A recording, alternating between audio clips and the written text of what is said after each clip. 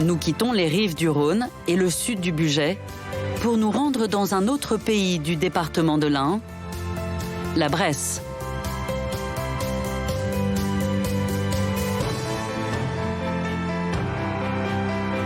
C'est aux portes de Bourg-en-Bresse que se dévoile un monument unique en France.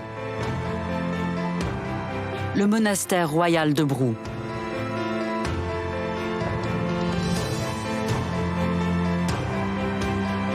Il a été voulu au XVIe siècle par Marguerite d'Autriche, une des plus importantes personnalités de l'époque.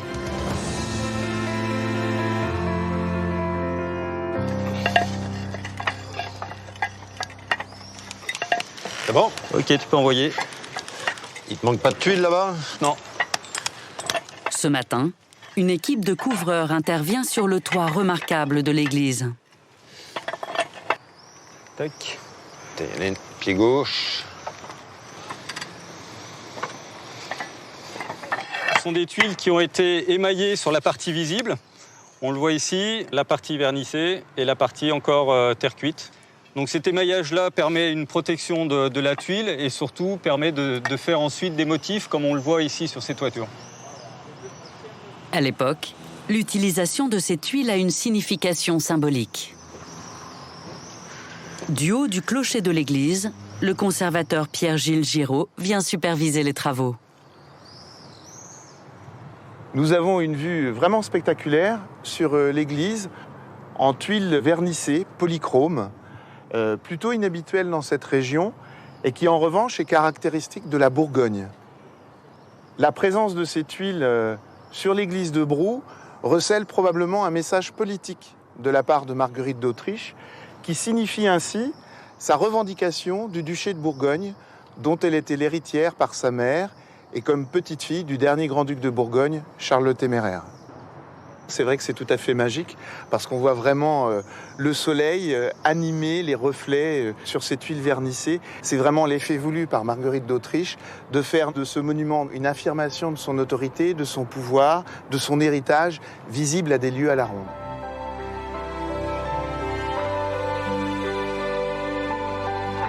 Quand Marguerite fait ériger ce monastère, elle le conçoit comme un mausolée pour abriter le tombeau de son défunt mari, Philibert le Beau. Cette église est un peu le Taj Mahal français, c'est-à-dire un monument construit par amour pour l'époux défunt de Marguerite. Nous voyons ici, juste au-dessus des portes d'entrée de l'église, un tympan richement sculpté. À droite, Marguerite d'Autriche, et lui fait face à gauche son mari, Philibert le Beau, duc de Savoie. Tout autour du tympan, à la fois au-dessous et au-dessus dans les voussures, on voit de nombreux emblèmes, et en particulier les initiales PM, qui sont bien sûr celles de Philibert et de Marguerite, pour témoigner à perpétuité de leur union. D'ailleurs, ces deux lettres sont unies par une cordelière qu'on appelle un la d'amour.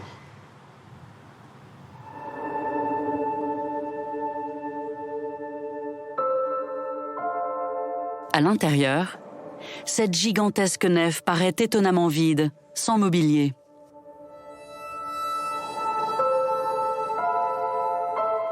Les décors et les piliers expriment la virtuosité du gothique flamboyant, interprété dans un style inhabituel pour la région.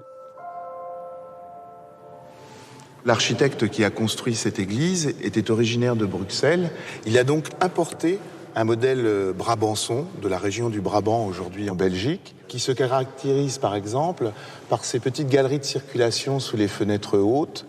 Et puis, si on se retourne vers la façade ouest, on remarque que cette façade est éclairée par une verrière haute et non pas une rosace, comme on l'aurait probablement fait en France.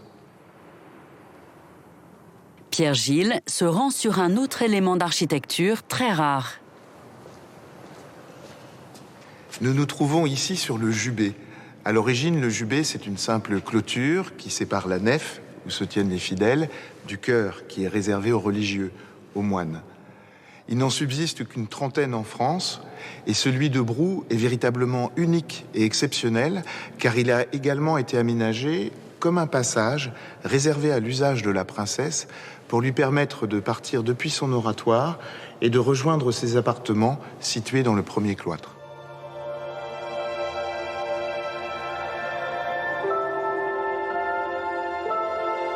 Le conservateur nous emmène maintenant dans le Saint des Saints. Le chœur, qui sert d'écrin au tombeau de Philibert et de Marguerite.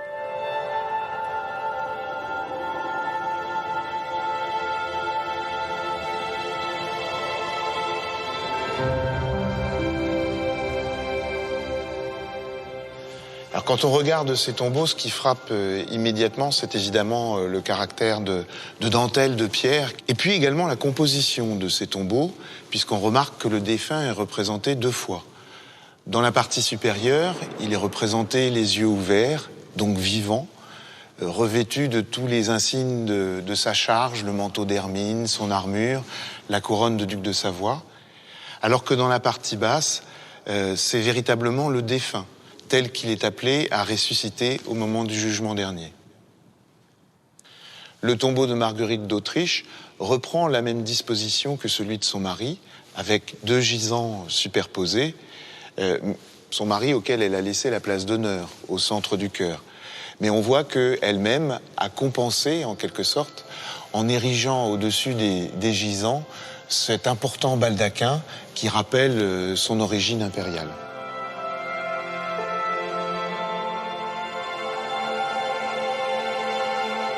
Les tombeaux étaient le centre d'attention des moines, qui devaient prier 7 fois par jour pour le salut des défunts.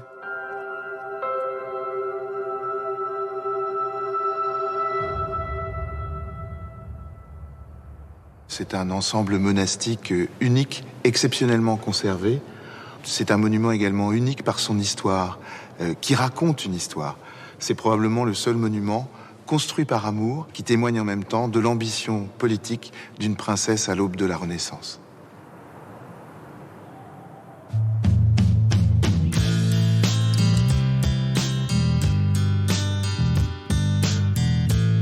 Autour de Bourg-en-Bresse s'étend la plaine de la Bresse. Ici, le paysage de bocage borde les champs de céréales.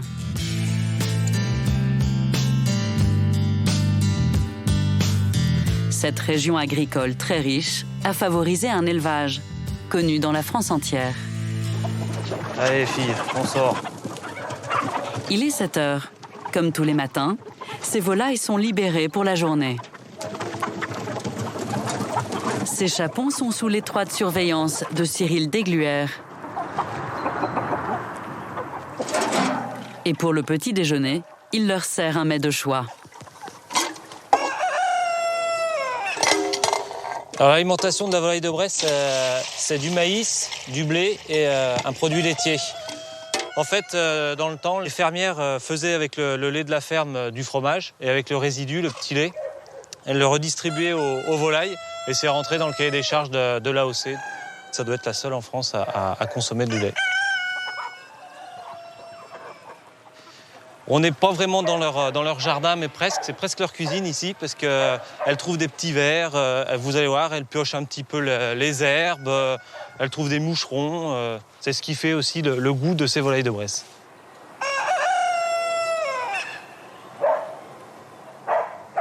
Dans la famille de Cyril, on élève la volaille depuis 3 générations. Il a repris l'exploitation de son père il y a 13 ans. Aujourd'hui, il élève près de 8000 volailles par an. Toutes issues d'une même race, la gauloise de Bresse blanche. Alors la volaille de Bresse, on va être un petit peu chauvin, elle a les couleurs de la France. Alors on voit qu'elle a les pattes bleues, le plumage blanc et la crête rouge. Bleu, blanc, rouge. Cocorico. Mais par contre, elles sont un petit peu sauvages. C'est des volailles qu'on ne peut pas trop approcher. Elles aiment bien leur liberté, donc on ne peut pas les attraper comme ça. Allez, si je m'approche, hop, elle va s'enfuir, on ne peut pas l'attraper. C'est une volaille qui aime la nature et qui vit en extérieur.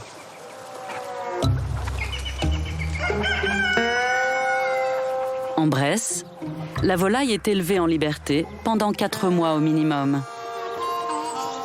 Chacune dispose d'au moins 10 mètres carrés d'espace.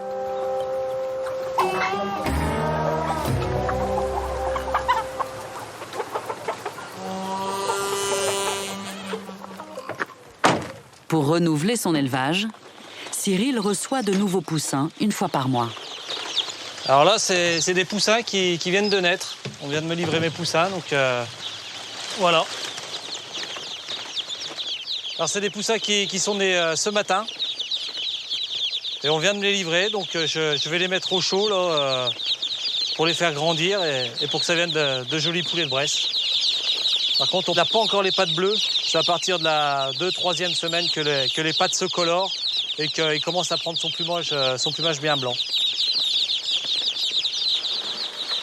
Dans cette cabane, Cyril va continuer à surveiller ses poussins pendant 5 semaines.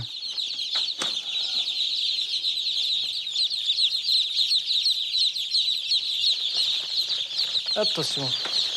Allez, Titi. Allez. Oh, attention, mon petit. Alors là, c'est un lot de 700.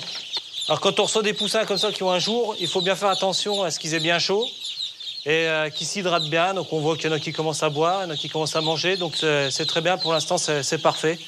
On va les choyer là à l'intérieur, ils vont rester au chaud tant qu'ils s'emplument bien, qu'ils grossissent bien. Ils sont trop mignons. Regarde. C'est sûr. Cyril apprend à sa fille un geste de professionnel. Pour s'assurer que les animaux se portent bien, il faut contrôler la chaleur des pattes avec la joue. Ah oui, elle Ouais, c'est bon. chaude. Ouais. Là, on est en train de regarder si tout va bien au niveau des poussins. Donc là, ça va pas trop mal. En même temps, on regarde aussi s'ils sont bien, on appelle ça en couronne, autour de l'éleveuse. Donc ils sont bien répartis correctement. Donc c'est qu'ils ont ni trop chaud ni trop froid. Ils sont très bien comme ça. C'est de la surveillance, c'est comme des petits-enfants, hein, c'est la même chose. Au bout de quelques semaines, les mâles vont être sélectionnés. Ils deviendront alors un mets de choix, recherché par les plus grandes tables, le chapon de Bresse. Cyril emmène le chef étoilé Didier Goiffon choisir ses plus belles volailles.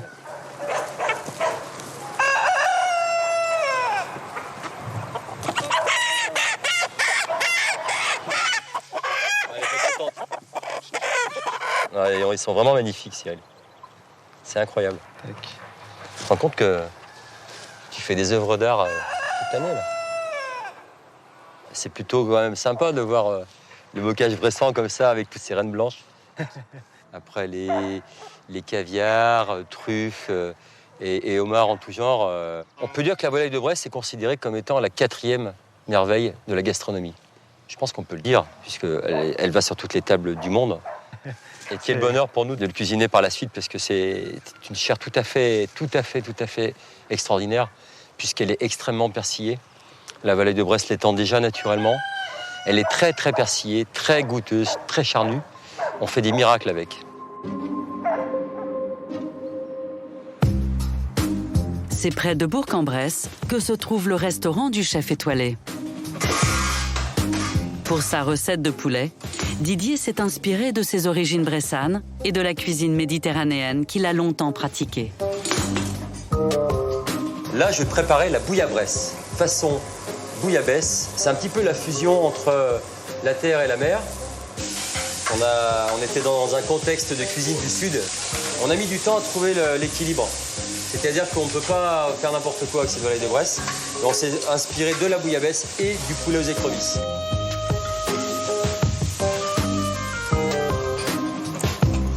Avec un accompagnement de petits légumes, le chef va rajouter les saveurs marines d'une fricassée d'encornet et une flambée d'écrevisses.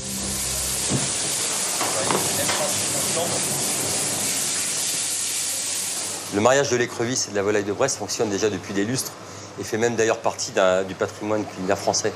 La volaille aux écrevisses, c'est quelque chose qui date. Donc bien sûr, le mariage rivière et terre fonctionne à merveille. 1h30 plus tard, Didier dresse l'assiette. On est dans de la volaille d'exception qu'on prend plaisir à préparer. Là, on a donc tous les éléments qui sont réunis et au dernier moment, on va pouvoir mettre le bouillon lié d'aïoli.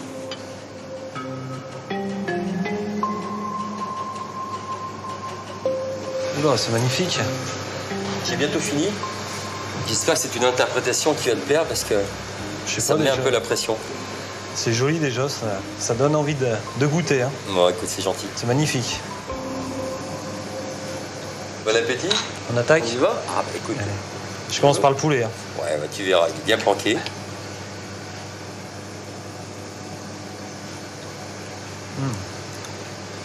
Ah, super. Le côté terre-mer, finalement, il est presque logique, non? Qu'est-ce que t'en penses? Ce que j'aime bien, c'est la différence de texture, la fermeté de la volaille. Ouais. L'encorné qui est un petit peu plus de mâche. Enfin, c'est une belle association entre la volaille, les écrevisses, le bouillon qui est juste assaisonné correctement. C'est super. Enfin, moi, je me régale et je suis vraiment fier d'avoir mon poulet dans cette assiette. C'est vraiment avec un plaisir que je mange tout ça.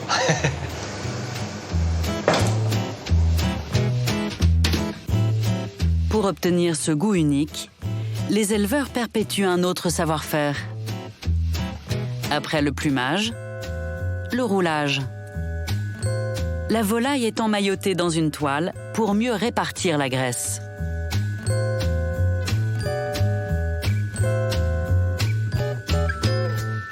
Depuis la fin du 19e siècle, ce savoir-faire a donné naissance à un concours de beauté original.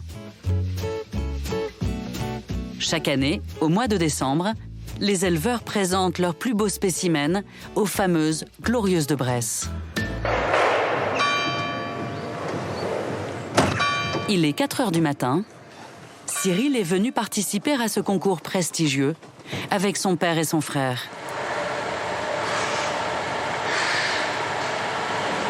Dans la halle de Bourg-en-Bresse, une vingtaine d'éleveurs s'activent. Ils ont 3 heures avant le passage du jury.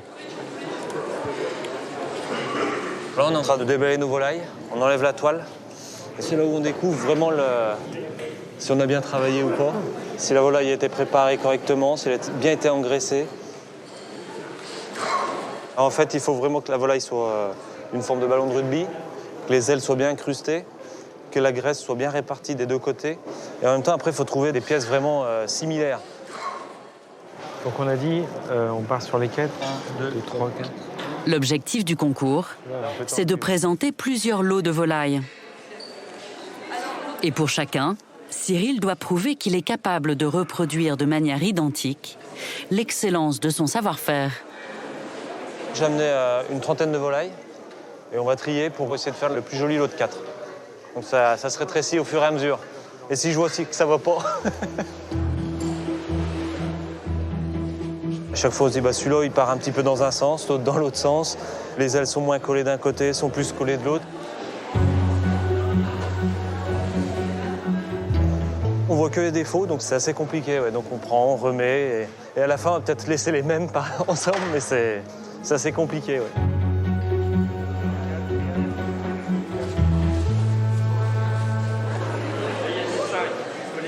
Je l'emmène là-bas, puis on verra ce qui...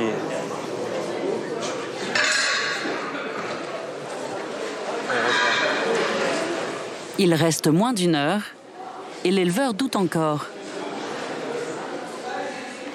Il n'est pas sûr du choix des volailles à présenter pour ces lots. On commence à avoir la pression parce que c'est vrai qu'on n'arrive pas vraiment à faire nos lots. On voit le temps qui tourne. On se dit, bon, est-ce qu'on va y arriver? Est-ce qu'on va pas y arriver? Bon, ben, on verra ce que ça va donner à la fin. Plus que quelques minutes pour la dernière mise en beauté.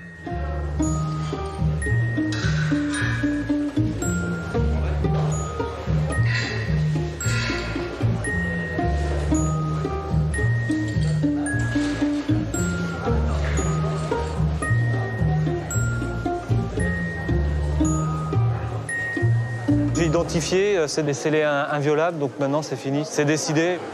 Pour nous, c'est les plus jolis. On verra pour le jury.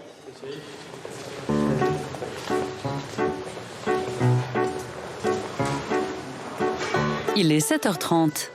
Les éleveurs ont quitté les lieux. Ils laissent place au jury, composé de professionnels et d'amateurs gourmets. Très vite, les 30 membres se dispersent en petits groupes pour examiner le millier de volailles exposées. Et là, c'est un peu plus jaune. Là, en matière de couleur, c'est plus homogène. Il y a ce lot, là.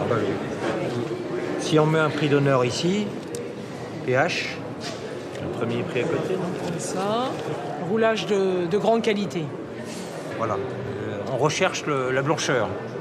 Alors, c'est tout un savoir-faire de la part d'éleveurs pour arriver à produire des volailles de Bresse avec cette chair blanche. Vous voyez ici le granule, on le perçoit facilement ici, alors que là, il a complètement disparu. Et ça, c'est le travail de l'éleveur. L'aspect granuleux doit disparaître avec le roulage. Autre élément peut-être aussi, vous voyez que les ailes font corps avec l'animal. Après 1 heure de délibération, les jeux sont faits et les prix sont attribués.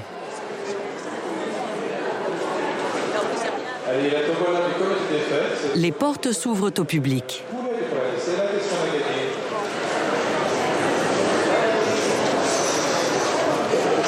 Cyril et son père peuvent enfin découvrir s'ils ont été primés. Ah. Prix d'honneur. Premier prix. Deuxième, troisième.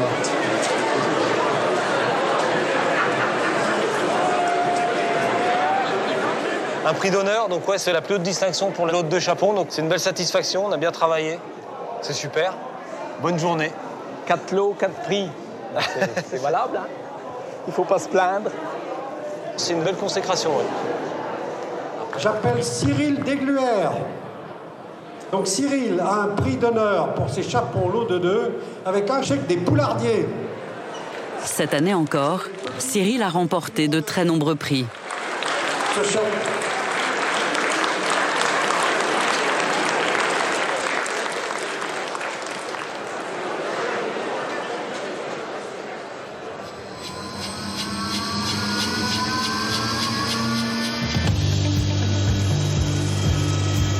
Nous sommes à Bourg-en-Bresse.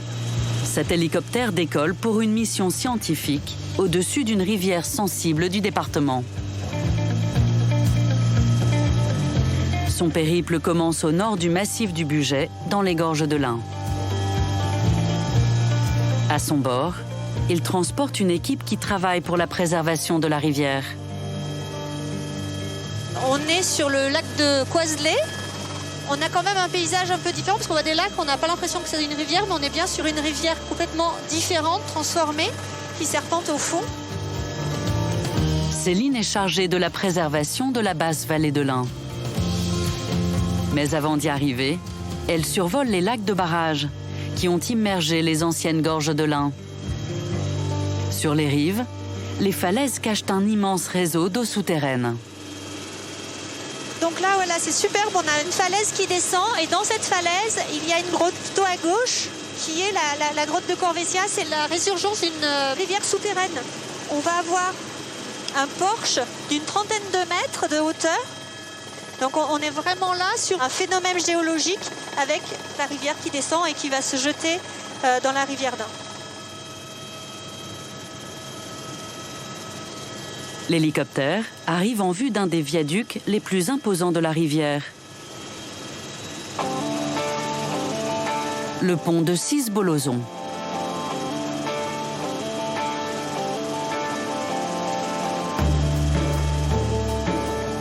Construit à la fin du XIXe siècle, cet ouvrage d'art est composé de 2 niveaux.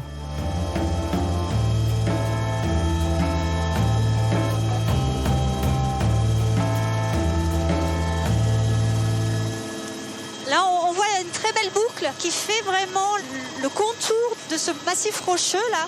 C'est magnifique là de le voir dessus, cette boucle, c'est superbe.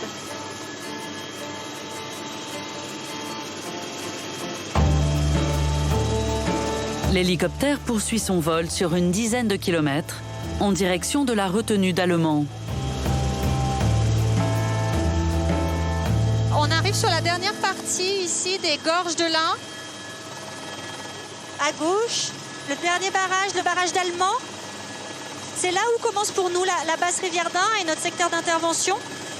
Et on va petit à petit, à l'aval de cette retenue des barrages, arriver sur une partie beaucoup plus sauvage, beaucoup plus libre Pendant l'été, à cause des barrages, le niveau de l'Ain baisse et l'équilibre écologique de la rivière est menacé.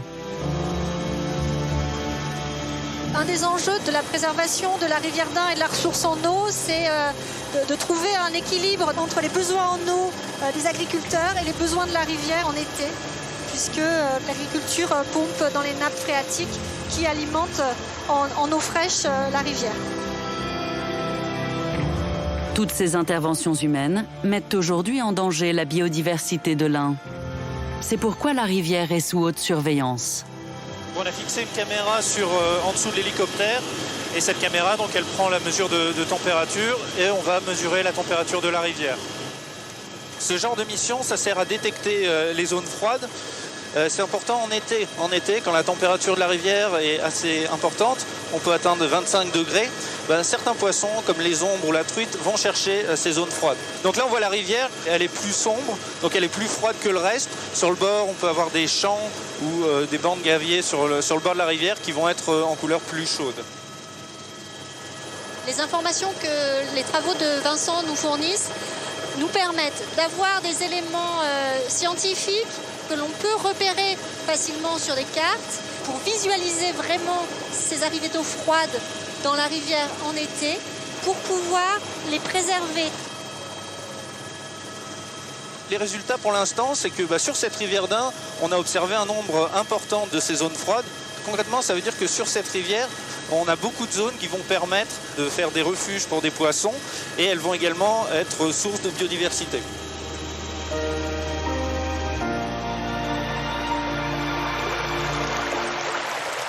Ces zones sensibles sont indispensables à la survie d'une espèce de poisson, devenue de plus en plus rare, l'ombre commun. Avec ses eaux fraîches et courantes, l'Ain lui offre un milieu idéal. Pour veiller sur ces poissons, Céline s'appuie sur des sentinelles de la rivière. Elle rejoint Daniel Rojon, l'un des meilleurs connaisseurs du cours d'eau.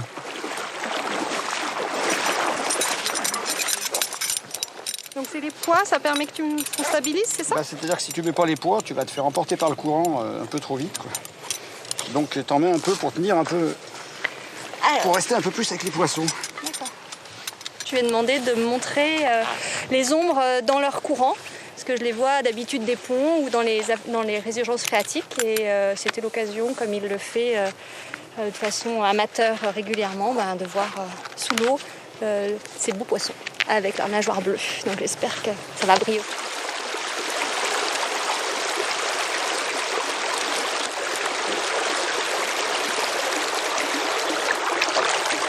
Merci.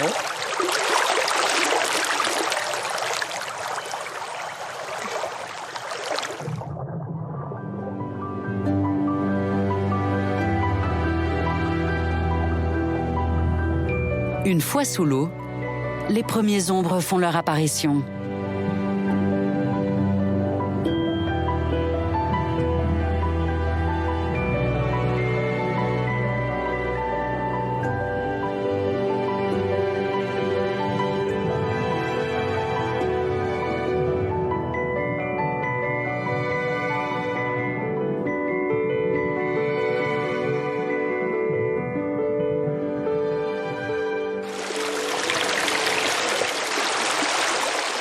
Tu les as vus les deux là? Oui, j'ai vu les deux. Tu les as vus là? Ouais. Ils sont passés sur ta gauche.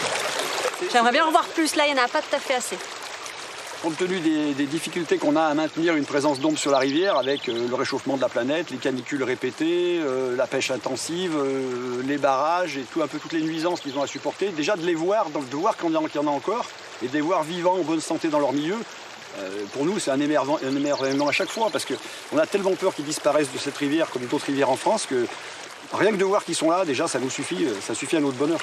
J'ai l'impression que les poissons sont en bonne santé, en tout cas ceux-là qu'on a vus. Ils sont dans le courant, ils avancent, donc ça devrait être un signe de bonne santé. Mais c'est ceux-là, il faut voir les autres dans quelle santé ils sont. Pour essayer de trouver plus de spécimens, Daniel emmène Céline là où le courant est le plus fort. Ils sont juste derrière la café.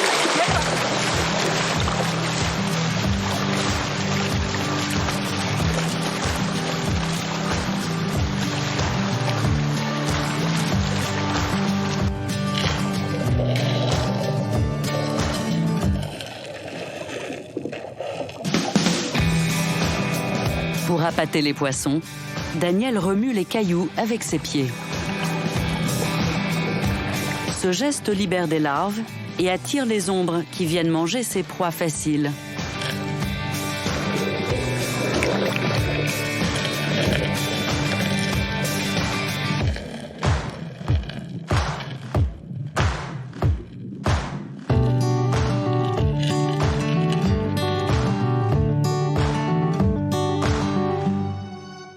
C'est un beau spectacle sous l'eau, oui, parce que ça bouge dans tous les sens. Alors il faut un peu se tenir parce qu'il y a beaucoup de courant, mais c'est intéressant, ouais. C'est intéressant parce qu'ils ont des petits points sur le côté et c'est un peu leur carte d'identité. Et donc là, je les ai bien vus, donc ça m'a permis de les repérer. L'ombre est emblématique de la rivière d'Ain parce que c'est un poisson qui y est déjà depuis toujours, c'est pas un poisson qui a été introduit. On vit maintenant dans une société ou dans un environnement où il y a beaucoup d'espèces introduites, invasives, et l'ombre a toujours été présente sur la rivière d'Ain. Et comme c'est un poisson qui est exigeant en termes de qualité d'eau, d'oxygène et de nourriture et de plein de choses, il lui faut aussi un substrat particulier pour pondre ses œufs. Si on arrive à sauver les ombres de la rivière d'Ain, on sauvera tous les poissons de la rivière d'Ain parce que c'est le plus exigeant.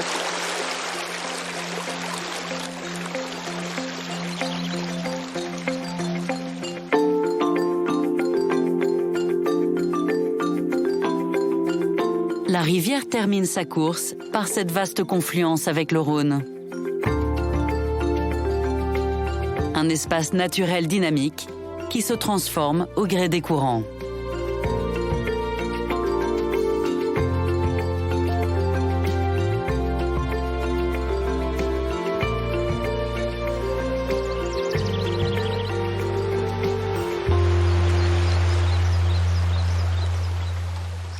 Quand j'arrive ici, je me dis, c'est pour ça que je travaille, c'est pour garder ce paysage, c'est pour garder cette atmosphère. C'est un peu l'aboutissement, en fait, de tout le travail que l'on mène tout au long de l'année. Et c'est un endroit fabuleux qui nous permet de se dire, on a un beau job. C'est fabuleux.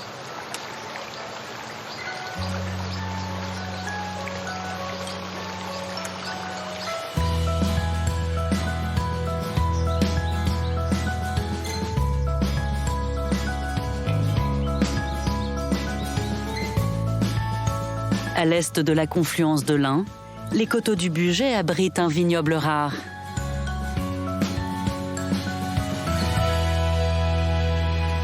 Ils sont les terrains de prédilection d'une sommelière de la région, Caroline Deschler. Dans le Bugey, il y a 3 zones viticoles différentes. Donc forcément, il faut traverser le pays de long en large, ce qui n'est pas désagréable du tout, surtout quand il fait beau comme aujourd'hui. Je fais une partie du travail du sommelier. Je vais voir les vignerons, et surtout là où les vendanges maintenant vont avoir lieu dans quelques jours. Et je vais voir un petit peu comment ça se passe, comment va la vigne, comment les vignerons ressentent cette future vendange. Caroline se dirige vers le village de Cerdon.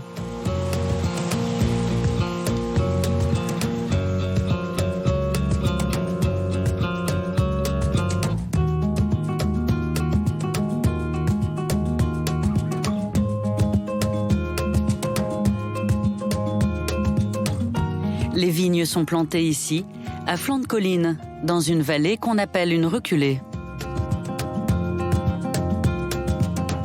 Là, dans cette petite reculée, on a une lumière qui est assez particulière selon les heures de la journée et le paysage est à couper le souffle, extraordinaire. On voit les vignes, on voit nos falaises calcaires bugistes et jurassiennes, on voit les grands joncs, la vieille tour de Mérignac.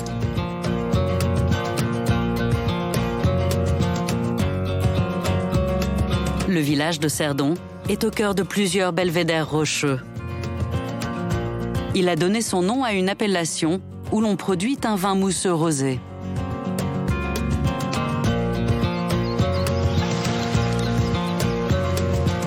Caroline a rendez-vous avec un viticulteur pour une dégustation.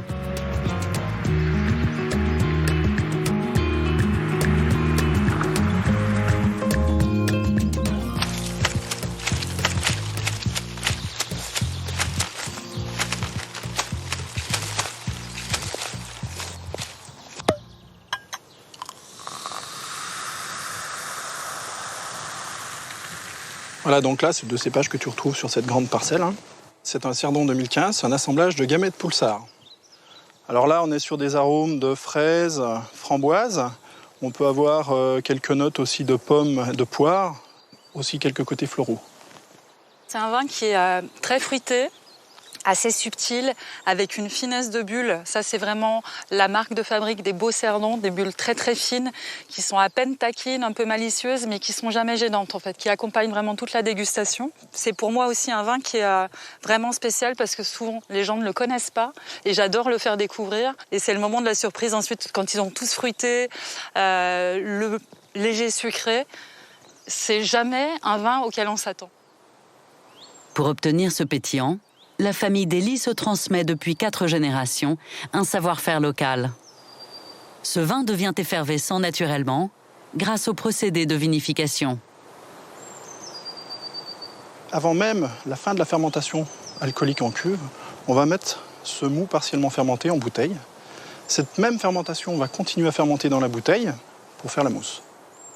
Pour moi, c'est un très très joli vin. Regardez sa couleur. Là, on a l'impression que le soleil s'est couché dans le verre. Il a les bulles, il a la joie, il a la malice, il a les épices, il a tout.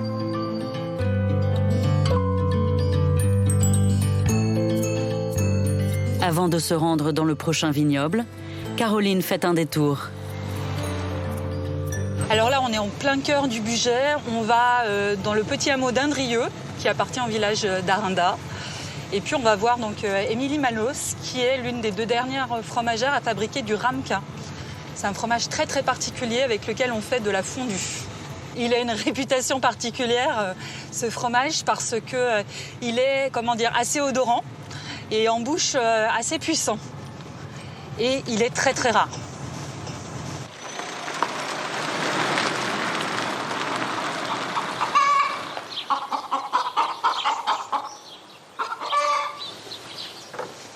Tiens, t'arrives juste impeccable. Je t'ai préparé un petit ramequin. Tu m'en diras des nouvelles. Magnifique. Je crois que je vais goûter tout de suite, en fait. Voilà, donc j'ai préparé... C'est fort, le ramequin, donc il faut toujours le temps de se remettre. On va lui remettre de l'eau, là. Alors, c'est une très très vieille tradition que Émilie, elle, a revisitée et refait vivre depuis quoi, une dizaine d'années maintenant? Voilà, c'est à peu près ça. En fait, j'ai la passion des fromages. Moi, j'étais dans un autre métier avant. Je suis venue à l'agriculture par amour. Et donc, j'étais amoureuse des fromages. Et ayant les vaches sur place avec le lait, je me suis dit, il faut que je fasse du fromage. Donc, en étant dans le Bugey, au pays du ramequin, c'était le fromage à fabriquer. Pour élaborer ce fromage, Émilie a dû aller chercher les secrets de fabrication auprès des anciens. Donc c'est un fromage à la base qui est écrémé. Donc on va le faire cailler pendant 24 heures. Et donc c'est voilà, au bout de 48 heures, ce que ça peut donner. Donc nous avons 1 litre de lait par fromage. Et ensuite, on va le faire sécher pendant 15 jours. Et après, on va partir dans les pots en grès pour l'affiner pendant 2 mois. Le pot en grès, c'est une sorte de mini-cave. Donc les moisissures vont bouger, les levures aussi, vont faire leur travail. Et au bout de 2 mois, on a ce résultat en fait. Voilà. La dernière étape, on le lave. Et donc là, ils sont prêts à consommer. Donc pour les consommer, on les coupe en lamelles. Et après, on les cuisine. Par contre, on consomme uniquement cuisiné. Comme ceci, Caroline, tu peux goûter. Tu vas voir, c'est... Oula. Voilà. C'est un petit cadeau. Non, non. Justement, pour extérioriser tous ces goûts, tous ces arômes, il faut le cuisiner. Il y a l'ail qui a une grosse importante et le beurre aussi. Comme on a enlevé le beurre au départ... C'est déjà bon, là.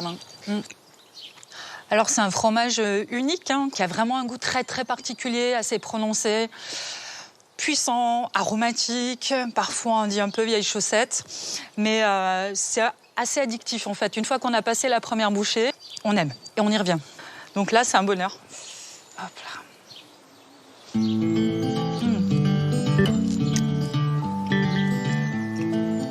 Bon, on s'en met un peu partout, mais c'est pas grave.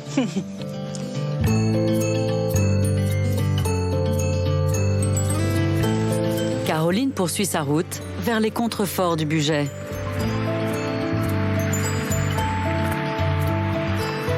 Le vignoble du Bugey, je l'ai découvert quand je me suis installée dans le Bugey il y a une quinzaine d'années maintenant. Personnellement, je ne le connaissais pas du tout. Pourtant, j'ai grandi dans le Jura, donc c'est juste à côté. Et j'ai découvert de jolis vins assez modestes, mais qui méritent vraiment, vraiment d'être dégustés et d'être promus. Puisque, hors le Bugey, on les connaît effectivement très très peu, ces vins. Et quels que soient les cépages, on a toujours de bonnes surprises. Au bout de 45 minutes de route, elle arrive dans les vignes de Montagneux.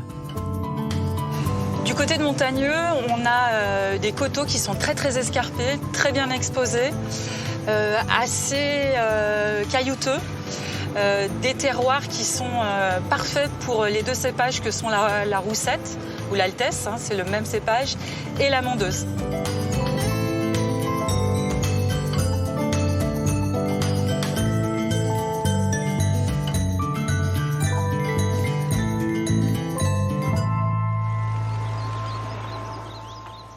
Les viticulteurs de ces domaines qui surplombent le Rhône ont dû s'adapter à ces pentes. Roland Bonnard travaille sur l'une des dernières parcelles plantées sur échalas. Alors là, je suis en train d'attacher la végétation sur un échalas. On appelle ça le palissage. Ça me permet de laisser les raisins sur l'extérieur de façon à ce qu'ils soient vraiment exposés au soleil correctement. Cette méthode ancienne permet aux vignerons d'obtenir des grappes de raisins plus vigoureuses et un vin plus concentré. Mais cette culture en espalier a aussi un autre avantage. Elles sont plantées sans avoir de fil de fer, ce qui permet un déplacement latéral. C'est-à-dire qu'on n'est pas obligé, quand on travaille, d'aller de bas en haut et de haut en bas. Là, on travaille comme ça, ce qui est beaucoup plus facile, beaucoup plus plaisant et beaucoup moins dangereux, en l'occurrence, quand le sol est sec. Voilà. Ces vignobles sur échalas témoignent du temps où l'on avait beaucoup de main-d'œuvre. Entretenir ces vignes prend 15 fois plus de temps. Planter comme ça aujourd'hui, c'est inenvisageable. Il y a un coût très élevé, mais sentimentalement, on y tient. Et c'est vrai que c'est des vignes qui sont vieilles. Les plus jeunes ont peut-être 70, 80 ans. Et c'est des vignes qui ont été cultivées par nos parents, nos arrière-grands-parents. Donc, on souhaite les conserver. Ces cabanes construites par les vignerons sont un autre témoin de cette époque. Ici, on les appelle les grangeons. Et celui-ci, c'est vrai qu'avec ce toit pointu, c'est vraiment l'emblème de Montagneux, quoi. Dans le Bugey, les grangeons, c'est vraiment important dans notre paysage. Ça en fait partie intégrante. On ne serait pas vraiment dans le Bugey si on n'avait pas toutes ces petites cahutes parsemées à travers les vignes. En fait, pourquoi? La raison est toute simple, c'est que les vignes sont cultivées sur les terroirs adéquats, bien exposés, mais que certains propriétaires des vignes étaient, eux, beaucoup plus haut dans la montagne, là où la vigne ne pousse pas. Donc, quand ils avaient des travaux à faire l'hiver, l'été, ils descendaient avec leur matériel, leur petite casserole éventuellement, et puis ils passaient la nuit, ils faisaient le déjeuner, ils pouvaient même mettre le cheval à l'ombre, et ensuite ils reprenaient leurs travaux. L'un des plus beaux exemples de la région se trouve au cœur de ce terroir. Une famille habite dans cet ancien grangeon très rare.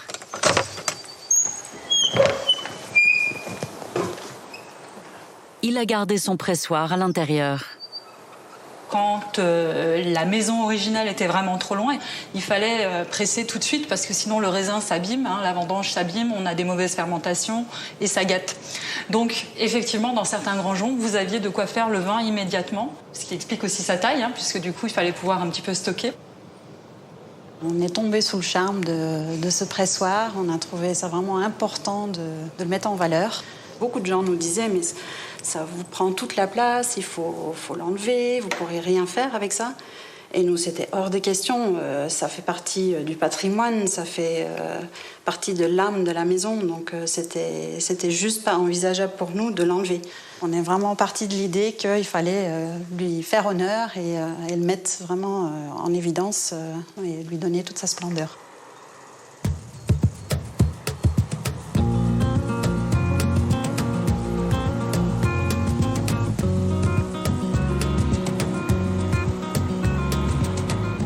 Le Bugey, il faut savoir que c'est un tout petit vignoble avec 160 vignerons de petites exploitations. Donc ça explique aussi pourquoi c'est pas très connu, parce qu'il n'y a pas beaucoup de vins produits, donc on n'a pas de quoi arroser la France entière.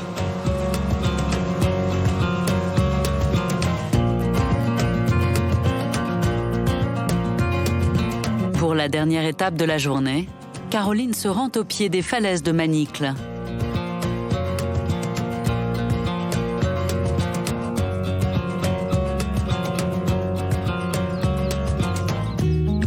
Elle arrive dans le vignoble le plus prestigieux de la région, qui produit l'un des vins les plus recherchés. C'est l'un des rares crus du Bugey. Chez certains vignerons, il faut s'y prendre à l'avance, il faut réserver son vin. Moi, par exemple, j'ai mis 4 ans pour avoir le vin d'un des vignerons de Manicle.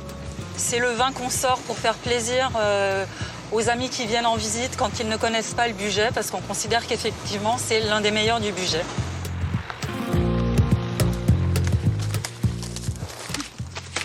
La qualité de ce vin renommé est liée à la falaise qui surplombe le domaine. La falaise agit comme un four solaire. Il n'est pas rare que ça monte à 40 degrés. Ça chauffe de là-bas, ça chauffe par le soleil et ça chauffe par le sol. C'est très bien pour les raisins, ça leur permet d'avoir toujours une belle maturité. C'est pas facile tous les jours, mais ça fait partie du boulot. Cette falaise, elle donne en plus des petits cailloux. Vous voyez les éboulis, là, ici, partout. Ces petits cailloux, ça fait un sol très drainant dans lequel la vigne va plonger très profondément. Et on sait que plus la vigne va chercher profondément l'eau, la nourriture, les oligo-éléments, les minéraux, plus les raisins sont bons, plus ils sont riches et plus ça promet des jolis vins, des vins profonds, des vins de garde. Ça a un peu accéléré ces derniers jours. On voit que les grains commencent à s'assouplir, la véraison se termine. Et puis... commence à sentir le sucre aussi, ils deviennent, ils deviennent mangeables. Ce vignoble d'exception a toujours été convoité par les producteurs de vin de la région. C'est un domaine qu'on a racheté il y a une quinzaine d'années, mais c'est un vignoble qui a toujours été à part dans le Bugey. On sait que c'est ici que le pinot et le chardonnay ont été introduits en premier dans la région, par des bourguignons, bien sûr. Aujourd'hui, Yannick est l'un des 3 seuls producteurs à posséder des parcelles sur ce terroir.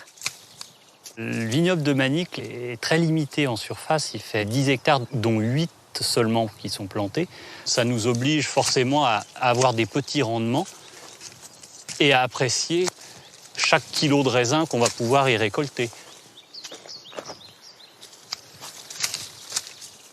Le métier du sommelier, c'est aussi de se promener dans la vigne, d'aller à la rencontre des vignerons. Alors c'est toujours des moments qui sont particuliers. En général, c'est de belles rencontres. Et puis, avouez, quand on est ici, c'est quand même apaisant.